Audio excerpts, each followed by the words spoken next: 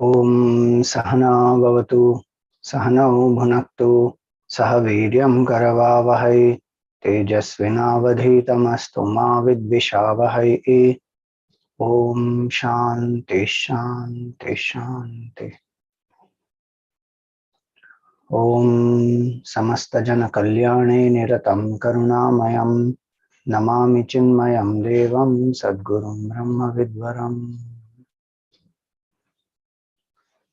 Hari Om, salutations to all and welcome to the monthly satsang that we have been having. So as many of you know, whoever has questions, you raise the hand with the hand icon which is there, and then we will unmute one by one. You can ask. Yes, Shubhangi ji.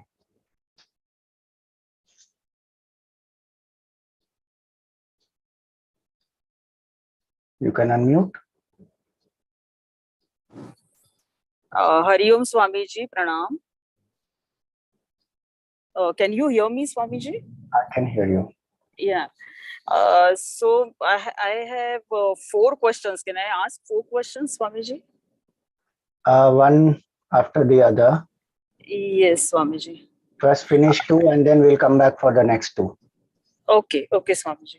Yeah. So my first question is, what is the difference between this Bhoktrutva and Pramoda? Basically, we are confused so far as our AVC evaluation is concerned, and we wanted to know the thrill of becoming a Nobel laureate should come under Vijnanamaya Kosha if we apply that theory of doer and enjoyership, Kartrutva and Bhoktrutva. It should not come under then Pramoda, the thrill of, when we attain, when we enjoy the object after perceiving and possessing. So what is the difference between these two? We are unable to understand. So we have to understand the concept first. Question answer or that evaluation will be from a specific standpoint to answer to evaluate a specific understanding. So Bhoktrutva and Pramoda need not be exclusive. So what is Bhoktrutva? When there is any action which is done with a karta bhav, the karma phala, when it comes, the enjoyer enjoys it with the feeling that I am the enjoyer, I am enjoying it, or I am facing the result, I am going through it, and revels in it, or is disgusted with it. Either it can be, or goes through it with equanimity also, whichever way it is. That attitude of I am a bhokta, that is called bhoktrutva. Now, as a part of that bhoktrutva itself, there can be 3 stages, which we call as the Anandamaya Kosha. So this Priya, Moda and Pramoda are Anandamaya Kosha. Expressions of Anandamaya Kosha in the waking state. Otherwise, we experience exclusively Anandamaya Kosha in the deep sleep state. But in the waking state, it is Priya, Moda and Pramoda. So Priya is when I just imagine the object and I brood and I derive pleasure by imagination. Then Moda is when I have a possibility of getting it. And Pramoda is when I actually get it and I'm enjoying it. So the levels of joy are different. And just to make us understand, it is said Priya, Moda and Pramoda. Now, all the 3 are a part of Bhoktrutva. Not that only Pramoda is a part of Bhoktrutva. So now that example of the joy of getting a Nobel laureate, it is both. So it is a Bhoktrutva. So if one is feeling that I have done the research or I have done whatever my the work in my field, and then I am being awarded for that, one feels very thrilled about it, and there is Bhoktrutva. And then if one has been brooding about it, then we can classify If somebody has been working with that mindset, "Yeah, I need that Nobel laureate. When I get it, it will be so good." And so that joy, when the person imagines, then that is more Priya. Then when there is a possibility that people say, "Okay, you are being considered," and whatever documentation, verification, all that process is on, then there is moda. And then when one actually gets it, then that is pramoda. So So, but bhoktva and pramoda, all they are included. Priya moda, pramoda included as a part of bhoktritva. so we can either mark it in Vijnanamaya Kosha or Anandamaya Kosha, right? You can mark it in whichever one, either ways. From technical standpoint, that is correct. But if in the course there is a specific example which has been given in a specific context in the material, and then on that it is being evaluated, then you should stick to that part. So then here this thrill word was used. So on that basis, if we mark it as pramoda, then it is correct basically, and not as a Vijnanamaya Kosha we should mark it. I feel, right? Yeah. Okay. So, Swamiji, my next question is related to, with reference to this definition of Atma. That is Stula Sukshma Karan Sharirat Vyatiriktah Panchakoshatitah San Avasthatraya Sakshi Satchidananda Swarupaswan Yas Tishyati Iti Atma. So, with reference to this definition, Swamiji, I while doing my sadhana, I keep chanting Nirvanashtakam or Shri Bhavanyashtakam, Na Tato, Na Mata, Na Bandhur, Na Tata. So, while chanting these stotras, I can understand that now that this is predominantly Atad Vyavritti Lakshan is being used here. And of course, negation as well as assertion is also there, like the last line of these compositions by Jagadguru. So my question is, Swami, related to this definition, that do we have, for my understanding, do we have any such compositions by Jagadguru Adi Shankaracharya where I can see the Tatastha Lakshan being predominantly used? I wanted to know any such compositions, Swamiji. See, the compositions will not be from the standpoint where Shankaracharya ji says that there are will be based on Tatastha Lakshan, this will be based on Swarupa Lakshan. So you will have a combination of all. Yes. So now now Brahma Jnanavali, if you take, it will have a lot of Tatastha and Swarupa Lakshan both. Okay. Because see, what is Tatastha Lakshan? In association with something, it is being described. Yes, right? yes. Like yes. Brahman is the cause of the universe, sustaining force of the universe, dissolver of the universe. So that way, right. So you will find now, it is like you will find in this Atma Bodh also, there are some verses. Okay. Those verses which say that but there is no such stotra as such, Swamiji? No specific stotra only dedicated to Tatastha Lakshana or only for Swarupa Lakshana. Okay. Fine, Swamiji. So I can ask 2 questions later, right? After. Yeah. Okay. Thank you. Hari Om. Hari Om. Yes, Malaji. Hari Om, Swamiji. This is again regarding japa and meditation. So in the guided meditation talks, I like the Asangoham very much. However, I also want to do Sri Ram Jai Ram. So maybe as a part of concentration. But Sri Ram Jai Ram is in duality. And then when it is followed by Asangoham, it is non-dual Vedant. So the flow doesn't seem right.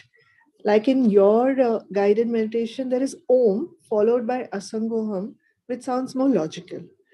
So nowadays, I sometimes do japa only, and some other days I do that 9.1 meditation. But I actually want to do both in the morning. Can you suggest some way? See, only a subtle change in the understanding one has to have, because when we say Shri Ram, Jai Ram, Jai Jai Ram, who is that Ram? That Ram is that same consciousness which is Asangoham. There is no difference. Ram is that Satchidananda Swarup Atma. That is what the entire Ramayana and the description of Valmiki Rishi also is. So we have to understand that while doing japa, because our mind needs a certain support, then we are using Sagun Sakar. See, all the three are Brahman. Please remember that. Sri Ram, Jai Ram, Jai Jai Ram. So it is Sagun Sakar Brahma. So it is called Sagun Brahma. Omkar is Sagun Nirakar Brahma. No form, but only sound. Technically, if you see, there is no form of Om. One is only supposed to focus on the sound symbol, the chanting of A, U, and Ma, and then the silence between the two Oms. So that is Sagun Nirakar Brahma. And then there is Nirgun Nirakar Brahma, which is Asangoham, Asangoham. All the three are Brahman only. So if I have just the little clarity in my thinking that it is same Brahman I am contemplating upon, and essentially that Brahman is me. That's the deeper Vedantic truth, which is what we have to realize. So whether I am doing japa or I am doing contemplation, the ultimate objective is to realize I am not this finite entity, I am that. Duality anyway exists. Even when I'm contemplating Asangoham, Asangoham, duality still exists because there is a duality of contemplator and contemplated upon, that object. So it is anyway there. So in either case, I can go into the non-dual state by absorption. Samadhi will happen through either case. Sagun Sakar also, through Sagun Nirakar also, Nirgun Nirakar also. Because all three are Brahman and essentially all three are my true self. So once I have this clarity, then it will not matter. Whichever mantra you do for japa, that mantra is Bhagwan, is Brahman only. And so there is no difference actually speaking. So then one can do the transition. However, at certain points, if one likes to remain only with the chanting of Om and the Nirgun Nirakar Brahma, one can do that. If one wants to do it through japa also, the transition will then become effortless. Ideally, it is said focus on one mantra, whichever that mantra is. Once you choose that, then stick to that. Because then through that path itself, one will transcend. One doesn't need many. So if Shri Ram, Jai Ram, Jai Jai Ram is that in which the mind abides, then contemplation is that Ram is that supreme consciousness, which is Asanga, which is the consciousness in me, which is completely unattached. So that understanding, when it is there, then it will happen very smoothly. Thank you, Swamiji. It sounded very nice, but maybe it is definitely my mental setup. Like when I do Sri Ram, Jai Ram, like, I'm falling at his feet. And then when I'm doing Asangoham, I feel that I'm just as if distancing myself. So yes, I think I'm getting what you're saying.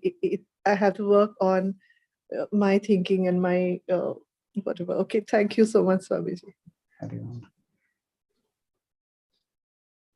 Yes, Shamanji.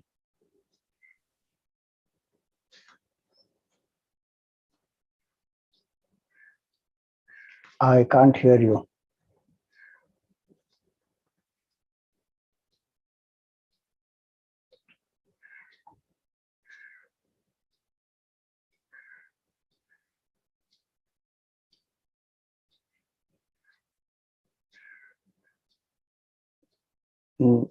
Can't hear you, Shamanji. Okay, trying to figure out.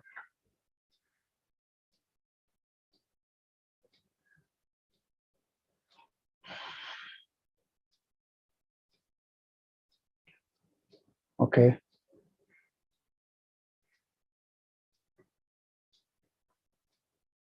Milin. Hari Om Swamiji. Swamiji, my question is on the state of mind when we progress in the spirituality path. For example, when it is said that when you do meditation and when someone gets samadhi, they transcend mind and buddhi, and they experience that state. They become that Brahman. But it makes sense also that the illuminator cannot be understood by the illuminated objects. But in the day to day, when we are in the waking state, we are using the mind and buddhi. So right now we have an understanding that I'm not this body and mind. So that intellectual understanding is there. But that experience of samadhi, will that uh, be available during the waking state, or during the waking state the same intellect will be the only available option, and it will be only experienced during meditation or samadhi? See, first and foremost, the understanding has to be Brahman is not an experience that comes and goes.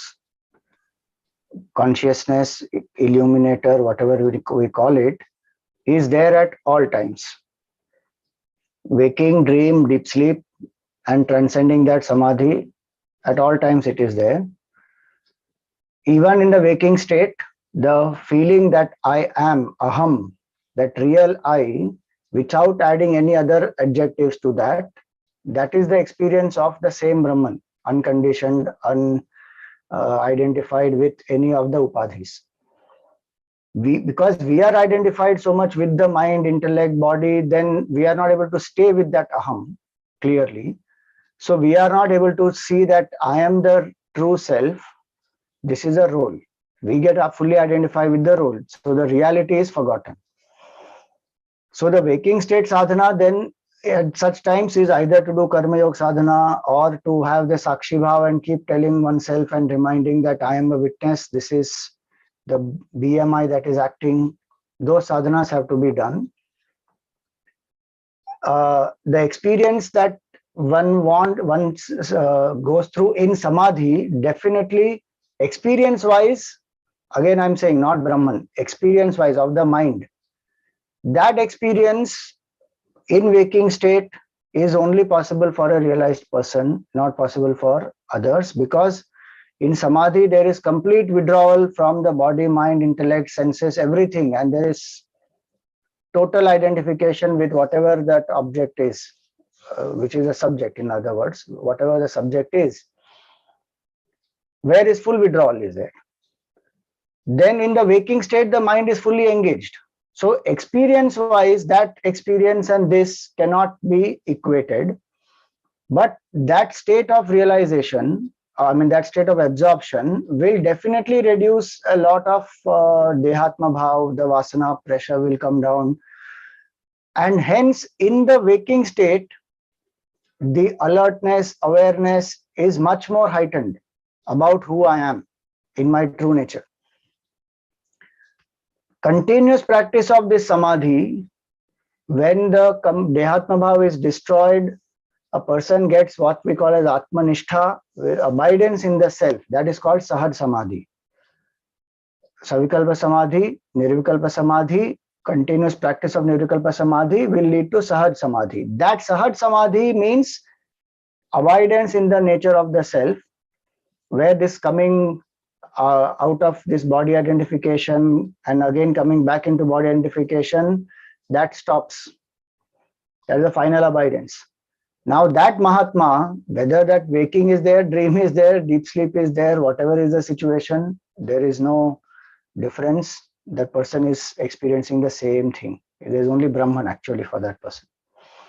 So only for that person it will be same. For others it will not be same, because the one is complete withdrawal, one is full engagement. So while engaging fully, we can do karma yoga attitude, we can do seva, we can have sakshi bhav attitude. Those things can help so that it does not remain as an intellectual information. It also comes down into application.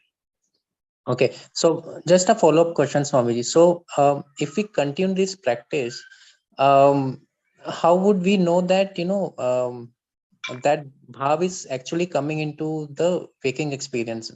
Of course that we'll be calm, we'll be more there's no dehatma bhav or possessions or something like that. So is that one reduction of passions, reduction of desires? Are those signs that we are getting into that frame of mind? Yeah, so those are the signs. Level of vairagya is high, equanimity becomes very easy, because the attachments are lesser, desires are lesser, vairagya is very high.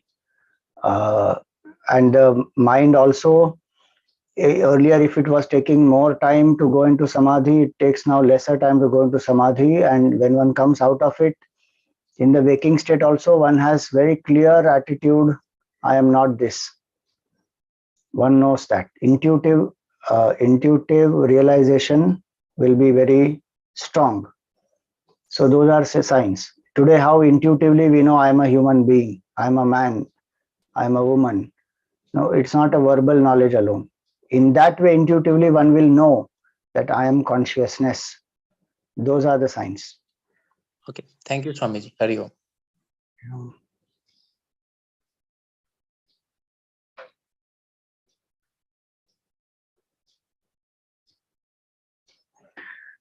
Okay, so the question is, why do we not worship Ramji and Sita Mata during Diwali, as it's about welcoming them home with diyas lit so they can find their way home due to Amavasya? We worship Lakshmi ji instead. Why?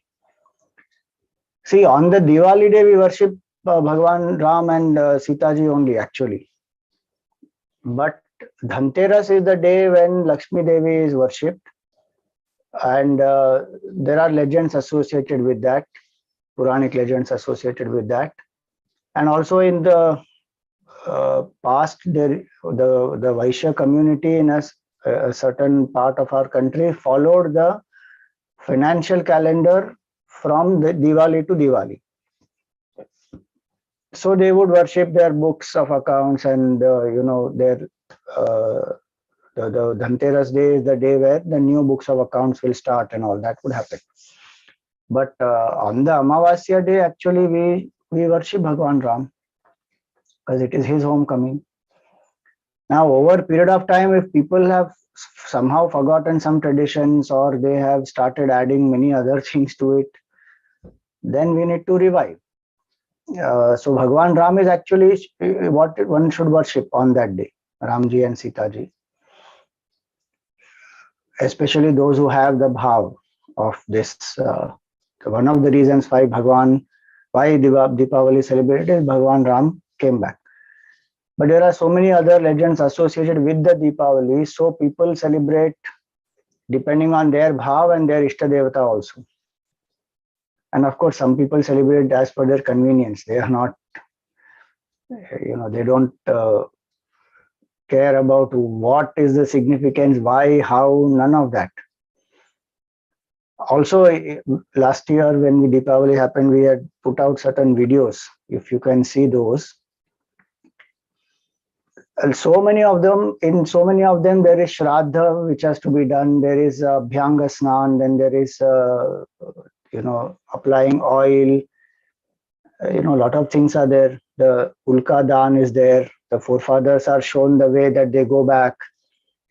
There is so much more deeper significance of those 5 days of the Deepavali Utsav. A lot of those things we have forgotten. Now it is more about socializing and going out of town and spending some time with the family and all those things, unfortunately. But otherwise, the Shastra has given very clear instructions. It is a sadhana time for oneself, for the Ishta Devata, worship the Lord, do the Ishta Devata Upasana, do the worship for the Pitrus, do the particular acts associated for them to return to the Pitrulok, because they have come down during the Pitru Paksh, they have come down, now they are returning. So many of those things we have to revive.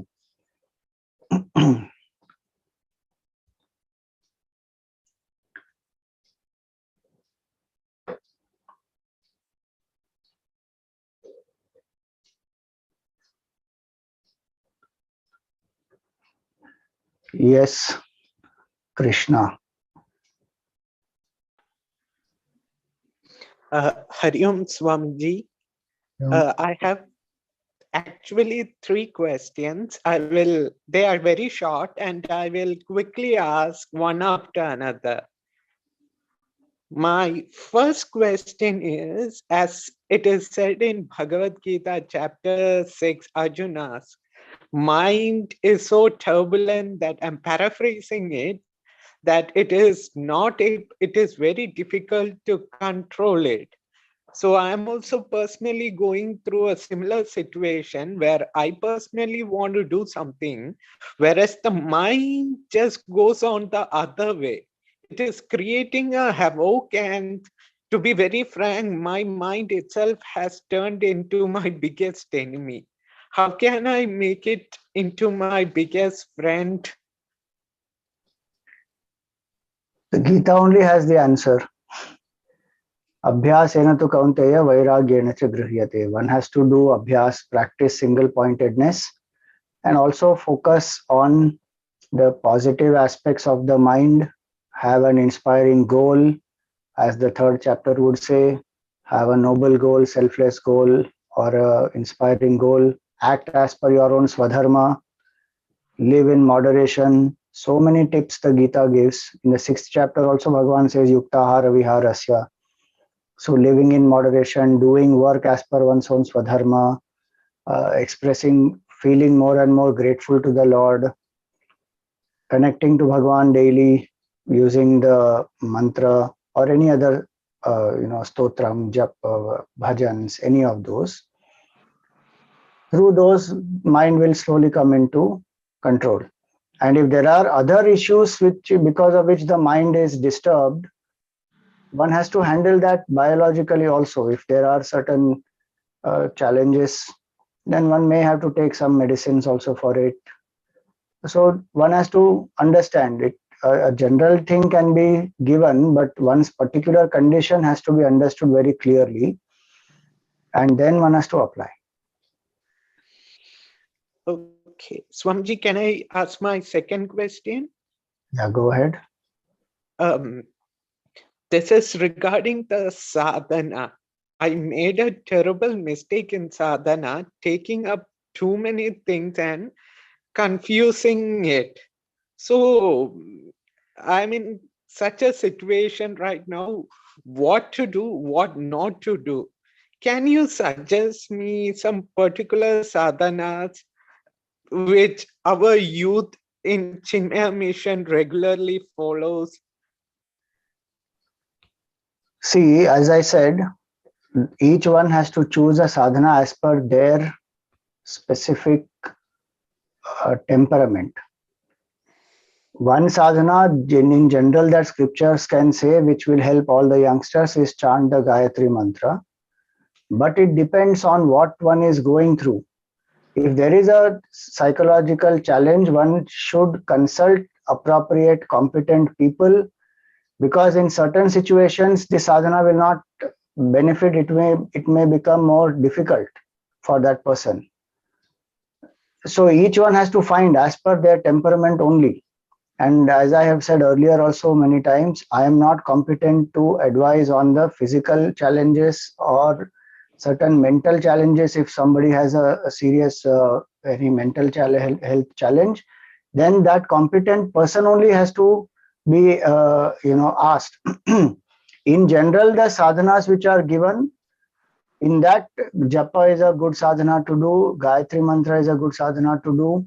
It will help definitely the mind to become quieter and find something inspiring to serve, a noble cause to go out and serve and feel that I am serving Bhagavan through this and find the joy in that.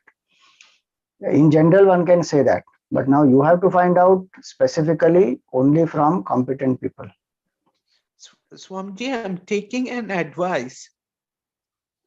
But then you should follow them.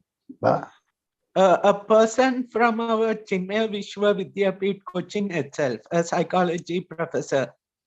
Bas, perfect. So you should follow them. Yes, Swamiji. My final question is, I have already personally discussed a personal issue which I am going through within the family long back. How can I remain? It has reached the pinnacle.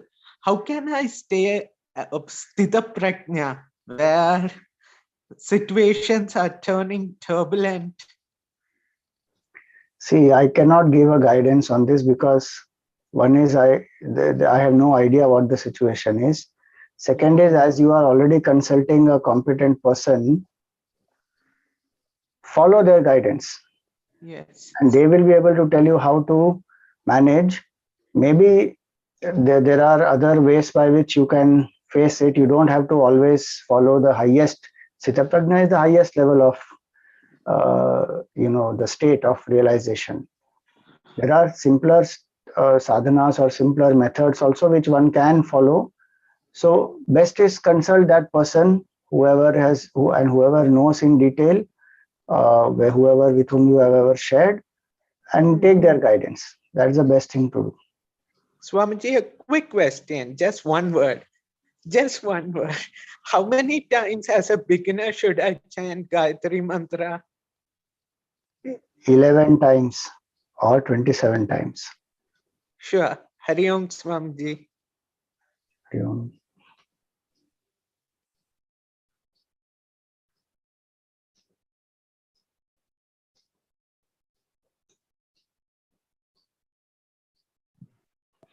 Hari Om Swamiji. Pranams to everyone. Swamiji, as far as I have understood, moksha means going beyond the joys and sorrows, the sukha and the dukkha, while still living in life, in the sense living in equanimity. And also moksha means coming out of the repeated cycles of births and deaths and to merge with God, which means that the soul understands that it should be its last birth. And Swamiji, I also have another question after Now, this. what is the question? Question is, Swamiji, could you, as per the scriptures, what does moksha mean? Could you elaborate? See, moksha literally means freedom. Now, there are different levels of freedom. Highest level of understanding is abidance in the self is freedom, where I am freed from the ignorance that I am this body, I am this jiva, and to revel in that state of self, which is my true nature, that is called freedom. Then there are other levels of freedom where one becomes free from the attachments to the senses, one becomes free from raga and dvesha, one becomes free from selfishness. So moksha has different levels. Then there are other levels of moksha which the scriptures will say, where one goes to the world of the Ishtadevata, Salokya Mukti. One is close to the Ishtadevata, Samipya Mukti. One looks like the Ishtadevata, Sarupya Mukti. One becomes one with the Ishtadevata, Sayujya Mukti. So the word moksha has many different connotations, many different levels in the scriptures. We have to figure out what we are seeking and start following that path. That's sadhana. Okay. And Swamiji, my second question, can I ask? Yeah. Swamiji, if someone is able to understand the transition of a soul, progression of a soul from past life to the current life, in a new birth, I mean to say, what is such a study called, and what are such people called, and are you aware of anyone who does such a study? Sorry, I have no idea about any of these three. Such a study, etc., I don't know. I've only heard there are people who do past life regression. Maybe they are called regression therapists, but I have no other idea whether they know that who is born from which janma in this life, who is that person. I have no idea, so I cannot answer that. Okay, Swamiji. Thank you.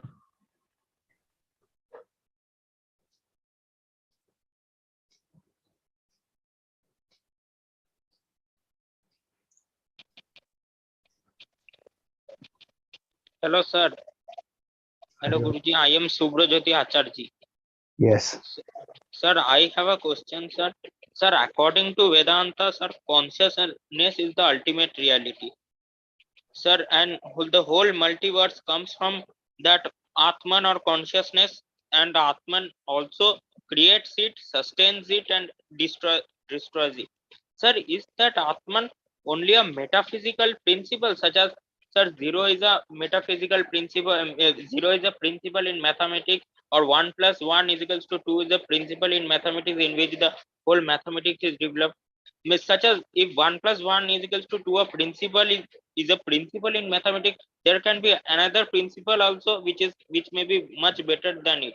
Or is Atman a self-aware being, all pervading, and it has the power to create, sustain, and destroy? That is my question.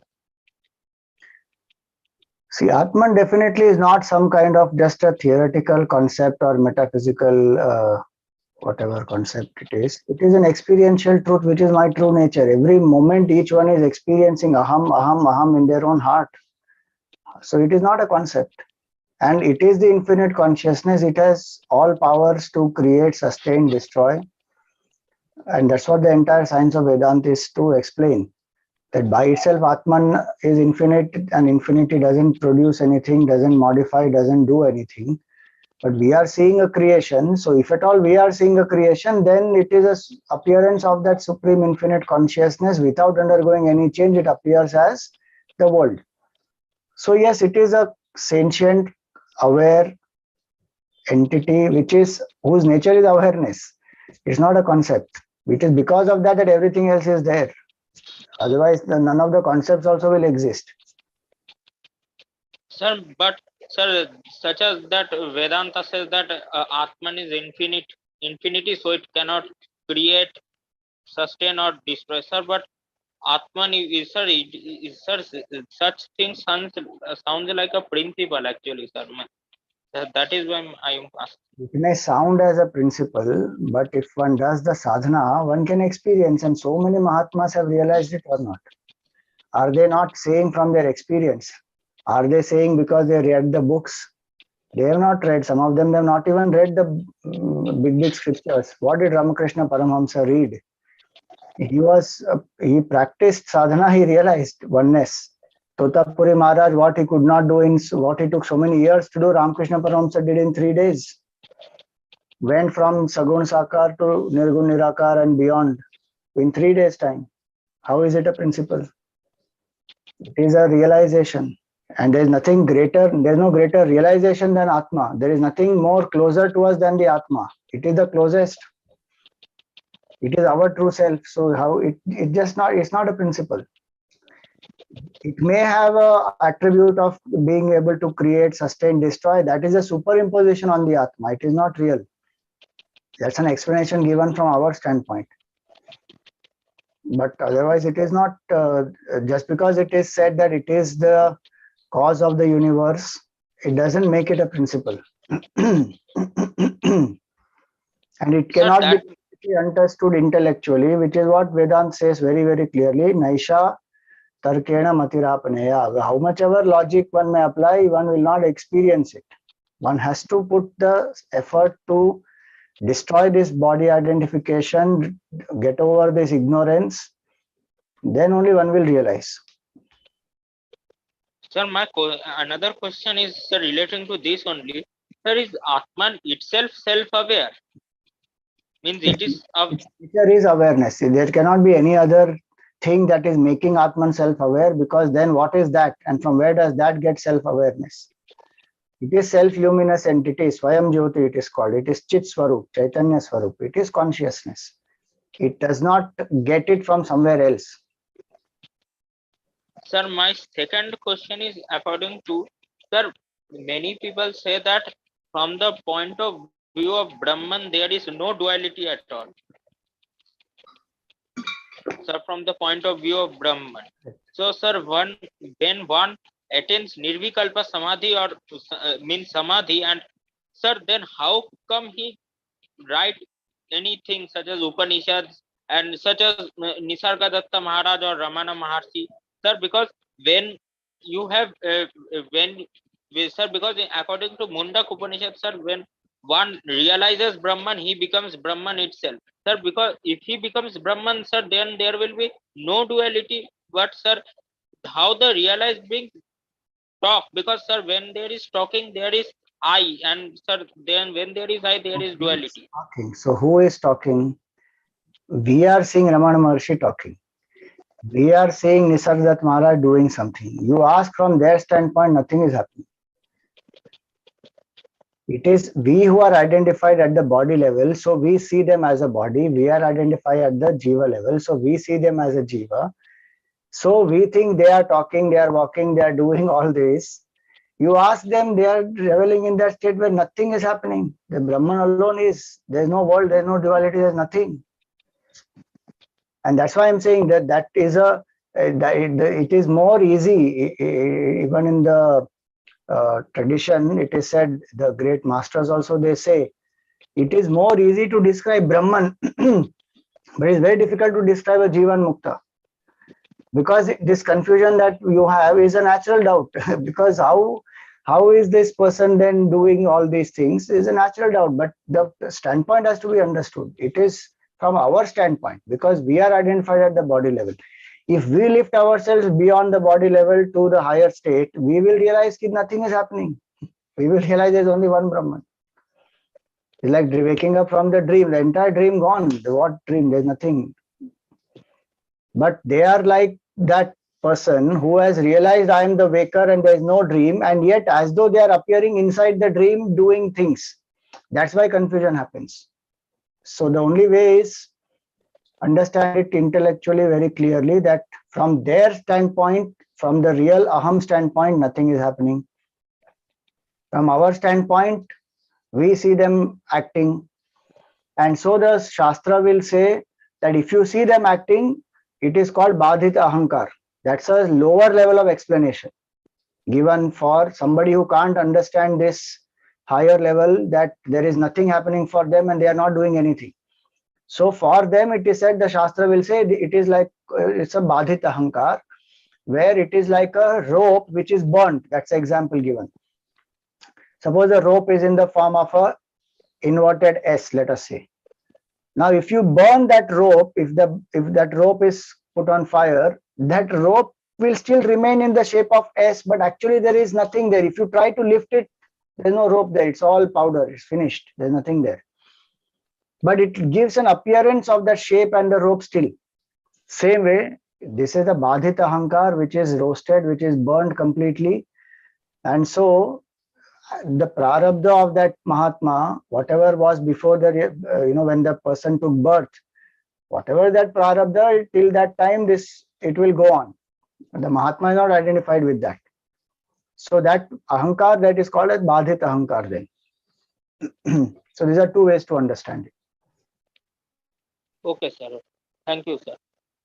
Thank you.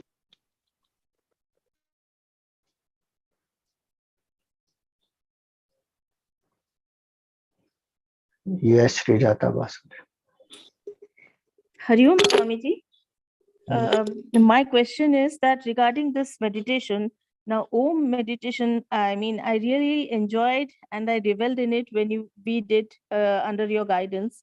So I'm trying to continue it also. But the thing is, here I get stuck that when there is the stage of contemplation. Now, is it better that if I can, as you said on Friday, that we can breathe, we can along with Om, then stop breathing, and then again that is Rechak and Kumbhak that you talked of. So we can. So in that, do I count how many? Like 1, 2, 3, 4, and then I stop my breathing, Kumbhak, and then I stay. And how do I measure my time? That means I have to look at my watch to see how long I am able to stop my breathing. Otherwise, I won't have sense of timing.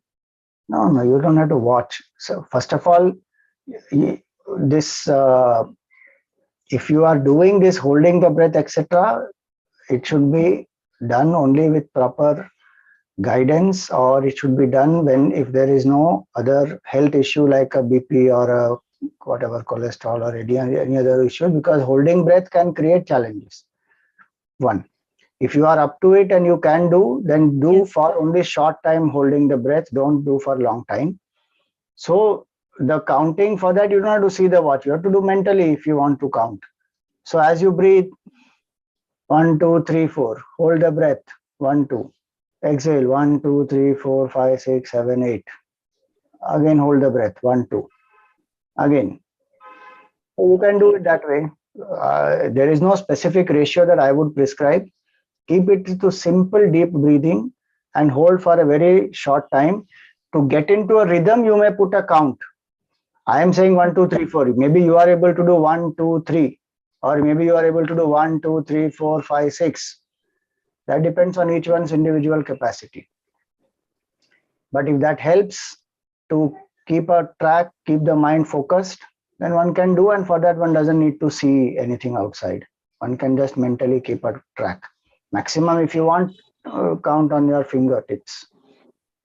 And Swamiji, saying Om in my mind, can I do that also along? No. Definitely, Yeah. can be done in the mind. Any mantra can be chanted in the mind. Om while breathing, then stop also when I'm stopping breathing, then also continuing in my mind silently, and then again throughout. Yes, so one can do throughout also Om in the mind, or what one does while taking in the breath, one chants Om, then one doesn't do anything in that time when the breath has stopped. Okay. When Kumbhak is there, Anta Kumbhak or Bahish Kumbhak, that time one is not chanting anything. Okay. That is a state of thoughtless awareness. If one can do that, great. If one feels, no, that is difficult, my mind starts wandering, then chant Om, no problem. Oh, no, I will do silently. Thank you, Swamiji. Swamiji, I've got 2 more questions. Can I ask them? We will come back to you. Oh, okay. Thank you, Pranam, Swamiji.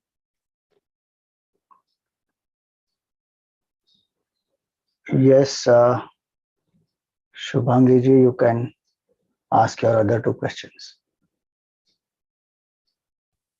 Hari Om Swamiji. I wanted to know, my first question is now, how do I know that I am not indulging in Shastra Vasana? How much we are able to, so what is the intention with which we are studying and learning? That is the first point. There can be a general jignasa to know, to gain more knowledge, to understand more comprehensively. So that is one. But why is one doing it? So that with the better understanding, I learn to apply and I learn to go deeper into the sadhana that I'm doing.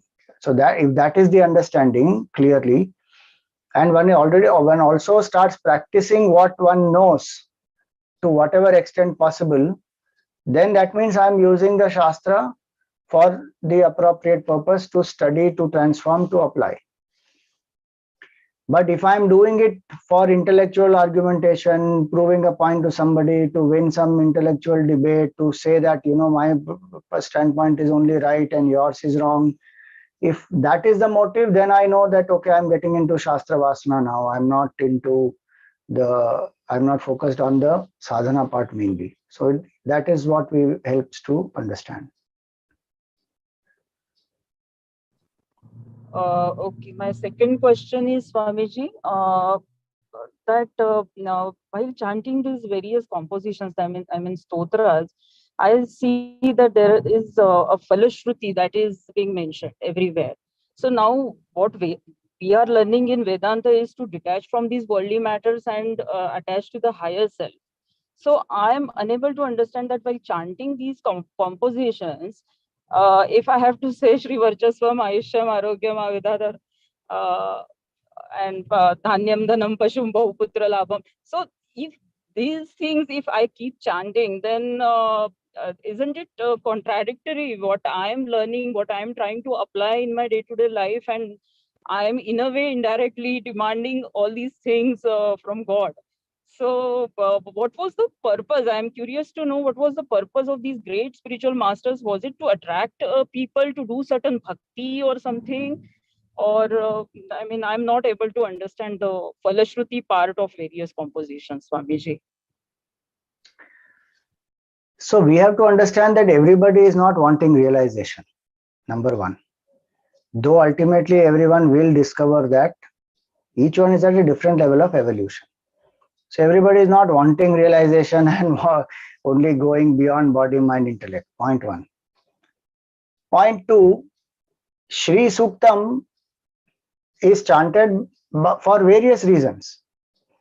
Grahasthas will chant because they want Lakshmi, they want the wealth, they need to handle the family with that. Plus, the Grahastha ashram is the base for the other three ashrams. Brahmacharya ashram is supported by Grahasthis. Earlier days, the entire education was free, and those who have completed it, they feel grateful. Then they go back to the Gurukul, give the Guru Dakshina, and support the study of the new people who come there. They are the people, Grahasthis, who give bhiksha to the sannyasis. They are the people who help the vanaprasthis when they retire. So they need wealth. So Shri Suktam is chanted for wealth to invoke the grace of Mother Lakshmi. And if some seeker is there who sees oneness, that Mother Lakshmi is the absolute supreme consciousness, who is the absolute truth behind this entire creation, even for that person, personally one may not want, but there can be that one may be running an ashram or one may be wanting it for the betterment of a society, and maybe they may not even chant the Falashruti. If they are only individuals, they may not even chant the Falashruti. And fourth is, everybody wants to know, simplest is everyone wants to know, how will I benefit if I do this? It's the most fundamental motive for anyone to act in the world. What will I get out of this? What's in it for me? So initially people will chant and they will do bhakti also, which is sakama bhakti. And there is blessings of the Lord which are definitely there and one will get also. So it will help those people who want these things to connect to Bhagavan. So through this process, at least they are connecting with the divine. So these are different levels because of which the Falashruti is there. Now it depends on the individual's motive, that what I want to use this for, and then appropriately I can use the Falashruti. And also it is a fact that the culture, if it has to be disseminated properly and people have to understand its depth and glory, then Falashruti has to be retained and it should be there, because as I said, not everybody is a seeker of the highest. Those are very few. Majority will want artha, kama and dharma. Seekers of moksha are very less. So for that purpose, if the society has to live in a dharmic way, then these Falashrutis, etc. will help a lot to connect to the divine and to seek the blessings of the Lord, to keep the ego in check, to have the surrender, to have the gratitude that whatever I have is a blessing of Bhagavan. So in that way, this Falashruti has a lot of importance.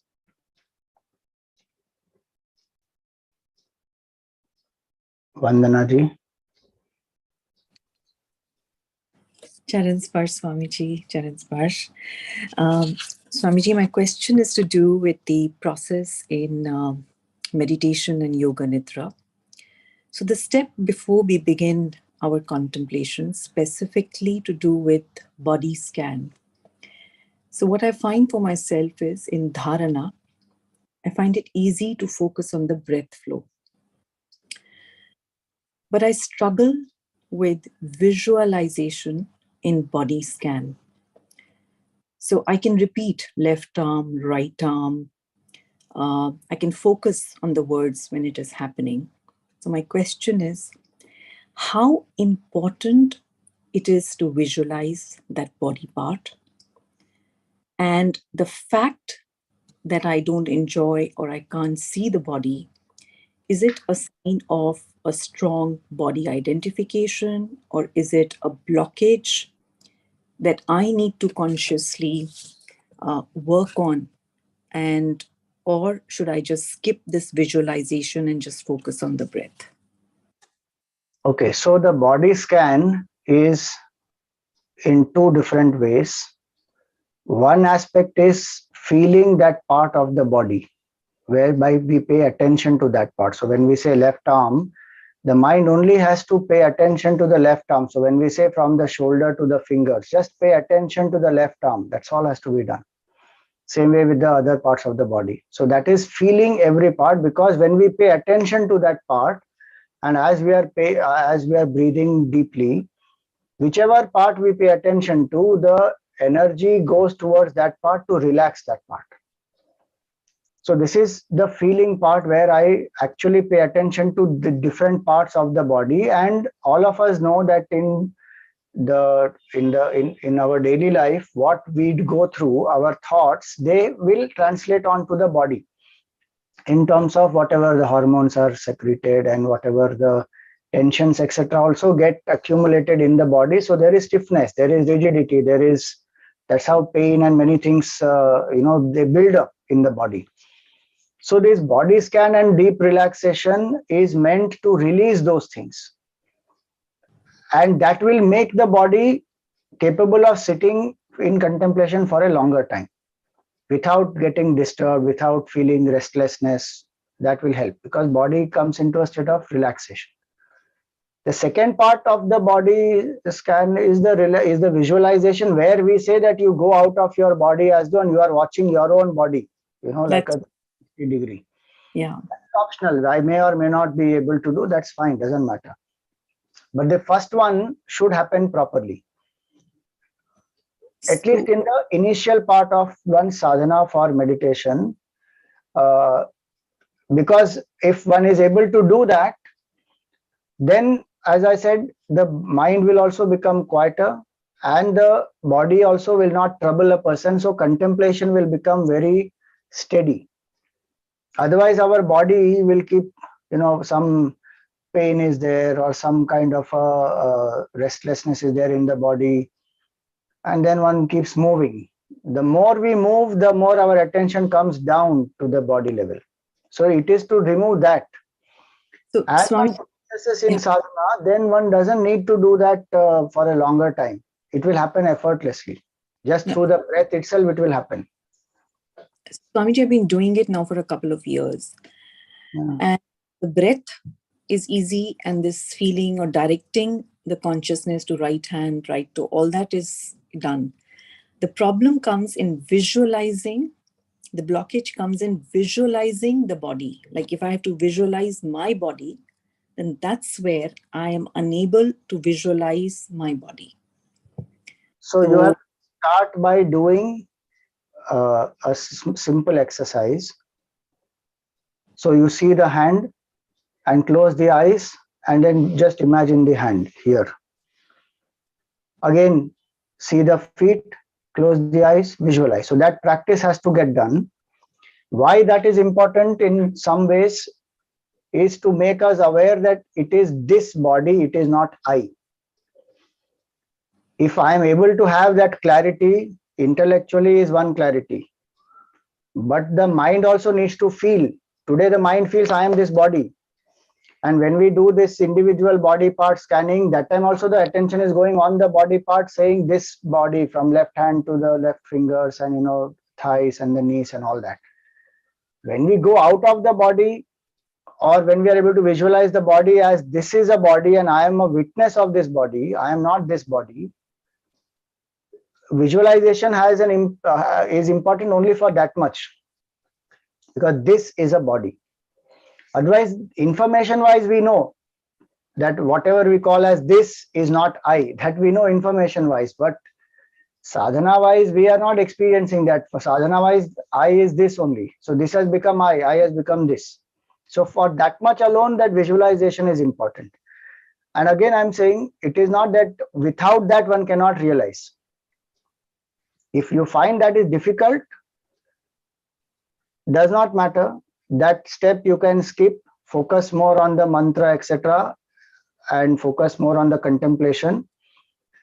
But ensure that the daily life then we live in such a way that body, the needs of the body are taken care of. The pampering of the body doesn't happen. That doesn't happen. Yeah. Then that is fine. Okay. Hari, thank you, Swamiji. Thank you.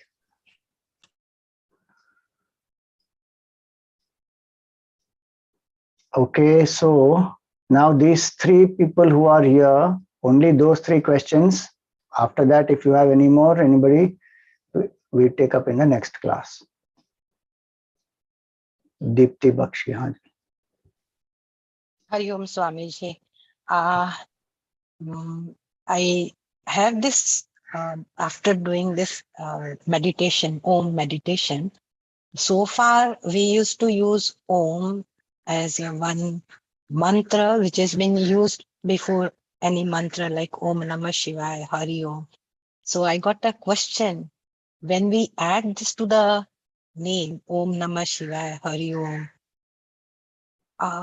how, like, what is the implication? What is the significance now after we know that Om is a infinite Brahman?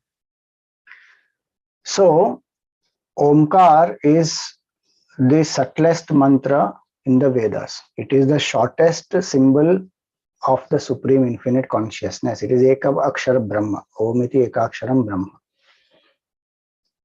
The entire essence of the Vedic knowledge is in the Gayatri. The essence of Gayatri, 24 syllables, is in the 7 Vyahritis, Bhuhu, Bhuvaha, Suvaha, Mahaha, Janaha, Tapaha, Satyam. Essence of these 7 is in the 3, Bhur, Bhuva, Suvaha, and the essence of the 3 is in Om. So the whole essence of the Vedic knowledge is in Omkar. Now when we add to any mantra, and Om is the Om is that single syllable which indicates the absolute in both forms, in its absolute form as the silence and in its immanent form. So transcendental form and immanent form, which is all pervasive. That infinite consciousness which is all pervasive is indicated by Omkar as sound also, and as beyond sound as the transcendental truth. So it is the, we can say, the most perfect indicator of the Supreme. So to any mantra, Om is added. To any, at the end of any task, or when we finish something, then when we say Om, any incompleteness which is there in it gets completed. This is said in the 17th chapter of the Gita. I'm not saying by myself. In the Gita, Bhagavan says so clearly, Om Tat Sat iti nirdeshaha trividha brahmana smritaha. So this either Om or Tat or Sat, or all the three together, Om Tat Sat, it will complete anything that is incomplete. So we add Om to many things. Now, so you gave 2 examples. So one is Om Namah Shivaya. So in the beginning of Namah Shivaya, we add Om, because the Namah Shivaya represents that same reality as Om. And if the mantra by itself has any incompleteness, it will get complete by adding Om.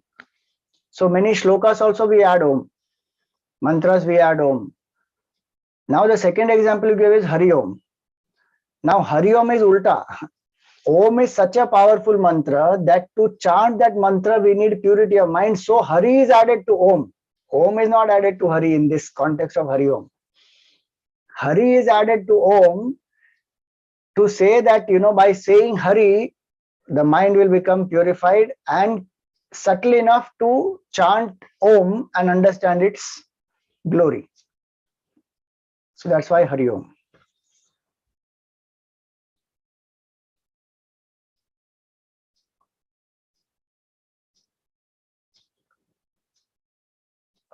You had one question only, right? About Omkar, right? Okay, I'm going to come back to, yes, Srijata ji. You had 2 questions remaining, I think, or 1 question. No, Swamiji, 2 questions I have. Go ahead. The first one is, what is known as the cycle of progress? What is known as cycle of progress? In what context? I mean, it comes in the Gita, somewhere it had come. The ladder of fall is there, which Yes, is sir. those 8 steps in the 2nd chapter of the Gita. Yes, Swamiji. Then in the, so they're not specifically like a cycle of progress, but in the 12th chapter, those 4 steps of bhakti are there. That, if you, so the simplest is learn to accept results as they come. If you can't do that, then learn to dedicate action. I mean, if you the highest level, from highest to lower, it will come. So then that is called a cycle of progress. So highest level is completely absorb the mind and intellect in me. Mayeva mana adatva mai buddhim niveshaya. Now, if you can't completely surrender to Bhagwan, then it is said that do abhyasa yoga, that you chant the name of the Lord and continuously learn to do japa, remember the Lord. If that abhyasa yoga you cannot do, then mat karma paramo bhava. Then you dedicate actions unto me. If that also is difficult to do, then do this sarva karma phala tyagaha. You drop all insistence on the results and learn to accept the results as they come as prasad of Bhagwan. So if I have prasada buddhi, I dedicate actions to the Lord, I do the abhyasa yoga, and I surrender to the Lord. These are 4 steps in the progress. We can call this a cycle of progress. Thank you, Swamiji. So, Swamiji, there is another one. That is, why does Lord Ganeshji like durba grass? He likes durba grass. So why do we offer him also? Because he has an elephant head. And elephants will eat that. They are vegetarian. So they will eat. They like durba grass to eat. Yeah, durba grass is it's not any special variety of grass. It is regular normal grass. It is. Yes, but it has 3 arms. It's a trident, as they say. That way, that one can say the shape wise. Yeah, but it's not some exotic variety. That's what I meant. It's because there is some legend associated with it. Then I am not aware of it. There may be some story in Purana associated with it. Why he likes it. Okay. But, okay. Thank Hari Om Swamiji. Thank you. Pranam Swamiji.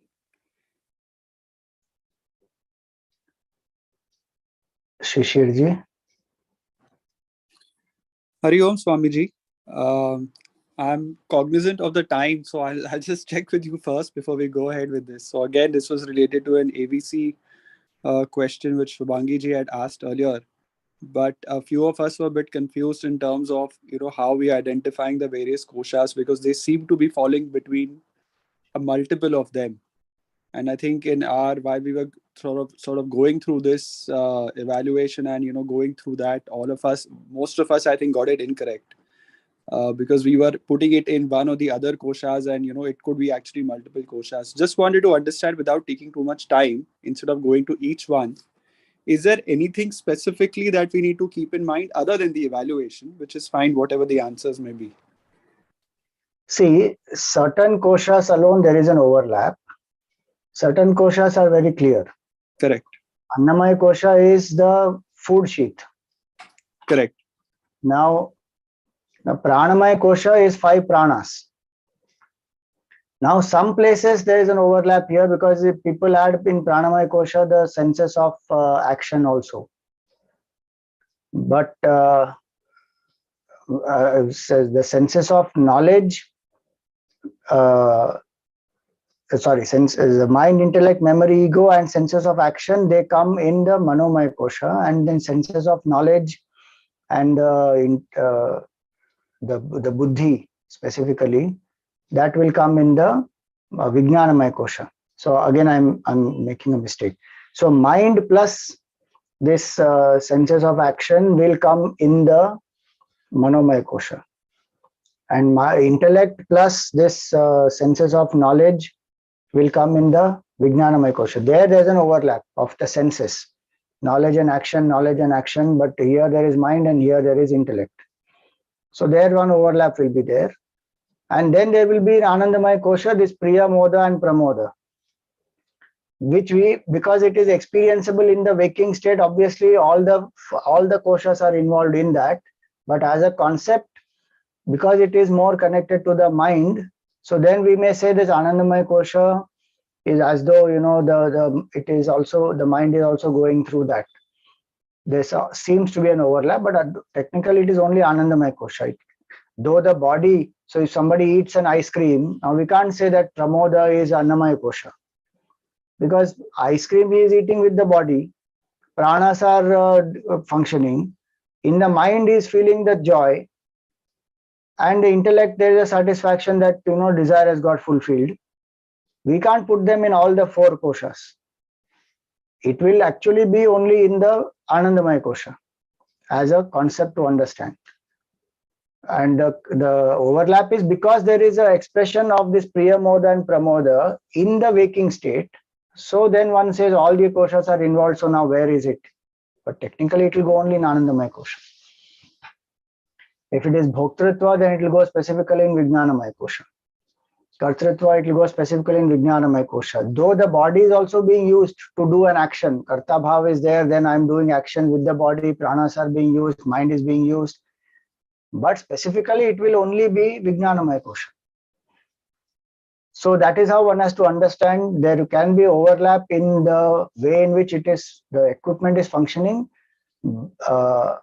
but we have to have the clarity that in which kosha it will fall under.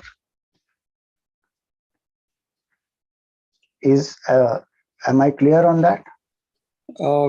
Yes, Swamiji. Just one more follow-up question to it. So we had observed that something seemingly which is an egocentric reaction to something also is falling under Manomaya kosha, and indecisiveness is falling under Vijnanamaya kosha, which typically we would associate indecisiveness, or it said about the career, it said it's Vijnanamaya kosha, but typically our learning is that if anything indecisive is to do with the mind. It is with mind only. Does it say in the question, or does it say in the course material? Actually, while solving it has appeared in as Vijnanamaya kosha as one of the answers as Vijnanamaya kosha. So it was a bit confusing for us. Oh no, there may be a mistake in the answer evaluation, but right. No, decisiveness is a Manomaya kosha only. It's not Vijnanamaya kosha. Right. Because mind is in buddhi is decisive, so that is a clear distinction. Right. Okay, all right, Swamiji. Thank you so much. Hari Om.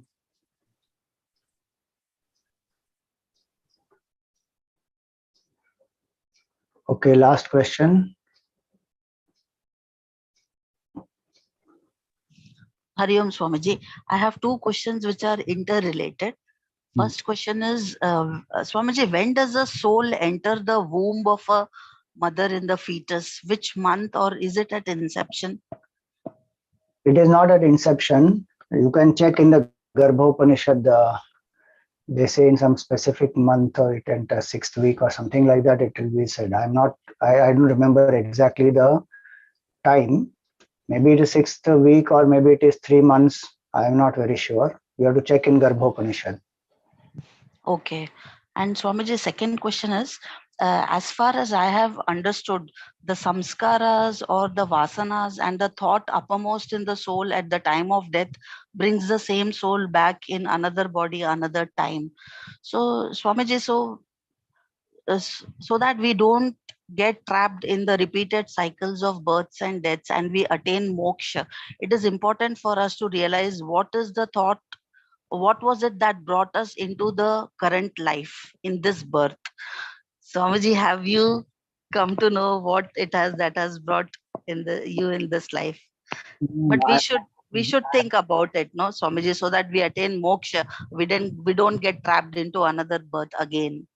How does it matter which thought has brought me here? I am grateful that I am here under Gurudev's grace, and the objective is to drop body identification. I am not bothered about next life at all. Why next life? Moksha is here and now. Brahman is our true nature. Just contemplate upon that. Rest, Bhagwan will take care, whatever has to happen. Our job is to remember our true nature. That's it. Keep abiding in that. Why should I bother which thought brought me here? It doesn't make a difference to me at all. We have to only do sadhana right now, in this moment. Past is anyway dead and gone. From that, if I can learn something great, and I don't find a need to go back into that past to find out what was the last thought of previous birth, because Vedanta doesn't believe in this birth. Where's the question of previous birth and next birth? It has a certain relevance from law of karma standpoint. But as we study more and more Vedanta, then we understand that this whole life itself, this body itself is illusory. This Jiva Bhav is illusory. This world is illusory. Now, why bother about from where it came, what was the previous life, how many lives I have had, and what will be my next life? Not necessary. But So Buddha did all that, no? Gautam Buddha. maybe Buddha wanted to do that for some other reasons. I have no idea. But not necessary that what Buddha did, everybody has to do. Gurudev Yes. didn't do that. Tapan Maharaj didn't do that.